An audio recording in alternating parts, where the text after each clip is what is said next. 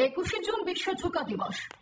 আজ থেকে 10 বছর আগে প্রধানমন্ত্রীর আহ্বানে সাড়া দিয়ে একই সাথে 177টি দেশ যোগা দিবস পালন করেছিল।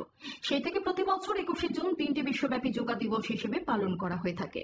দশম যোগা দিবসকে সামনে রেখে আয়ুষ মিশন ও পশ্চিম জেলা যোগা অ্যাসোসিয়েশনের যৌথ উদ্যোগে বৃহস্পতিবার মেলার মাঠ স্থিত এগিয়ে চলো সঙ্গের সামনে থেকে এক র্যালি বের করা হয়েছিল।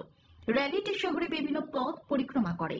অনুষ্ঠানে উপস্থিত ছিলেন যুব বিষয়ক ও ক্রীড়া দপ্তরের মন্ত্রী টিঙ্কু রায়, রাজ্য ক্রীড়া পর্ষদের সচিব সুকান্ত ঘোষ, মিশন অধিকর্তা রাজীব দত্ত, যুগ্ম অধিকর্তা বিনয় ভূষণ দাস সহ অন্যান্যরা। এদিন আলোচনা করতে গিয়ে রাজ্যের ক্রীড়া মন্ত্রী বলেন, যোগা ক্ষেত্রে ভারতবর্ষে 2-3টি রাজ্যের মধ্যে স্থান রয়েছে ত্রিপুরা।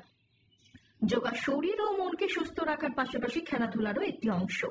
শুধু 21 তারিখ নয়, দৈনন্দিন জীবনে প্রতিদিন যোগা দিবস পালন করার আহ্বান রাখেন মন্ত্রী টিঙ্কু রায়। প্রধানমন্ত্রী নরেন্দ্র মোদী যখন রাষ্ট্রসঙ্গে বক্তব্য রাখতে গিয়েছিলেন এবং সেখানে প্রস্তাব দিয়েছিলেন যে যোগা ডে তারা 21শে জুন গোটা পৃথিবীতে সেটা গ্রহণ করেন এবং 177টা দেশ সঙ্গে সঙ্গে সেটাকে গ্রহণ করেছিল। এর ফলে অনেকগুলো দেশ ঘুরেছে, কিন্তু ওই দিন একসঙ্গে 177টা দেশ সিদ্ধান্ত নেন যে এই দিনটাতে আমরা যোগা দিবস পালন করব। যোগা আমাদের দেশে এটা নতুন নয়, এটা আমাদের প্রাচীন পরম্পরা, এটা আমাদের চিকিৎসা পদ্ধতি।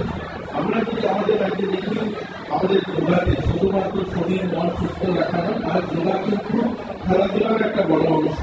আমরা কিছুদিন আগে উত্তর পূর্বাঞ্চল একটা স্পোর্টস ইভেন্ট হয়, যেখানে প্রায় 200টা ইউনিভার্সিটি গোটা দেশ থেকে সামিল হয়েছে আসামে গুয়াহাটিতে। তার একটা খেলা আমাদের এখানে হয় যোগাটা, এবং এই যোগাতে যে সমস্ত ইউনিভার্সিটি গোটা দেশ থেকে সামিল হয়েছিল আমরা দ্বিতীয় স্থানে এসেছি। আমাদের রাজ্যের ছেলেমেয়েরা ছোট যারা আছে এখানে যারা যোগার সঙ্গে যুক্ত সবাই জানে যে ভারতের প্রথম যে একটা রাজ্য যোগাতে সেটা কিন্তু আমাদের ত্রিপুরা তার মধ্যে একটা অন্যতম রাজ্য।